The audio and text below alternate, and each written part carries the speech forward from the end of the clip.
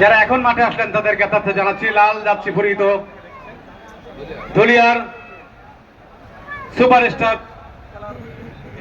দল এবং অ্যাপ্রন পরিহিত কালীগঞ্জ ফুটবল দল। ইতিমধ্যে ধুলিয়ার 1 গোলে এগিয়ে 1-0 গোলে খেলা এগিয়ে চলেছে। এখনো প্রথমার্ধের খেলা চলছে।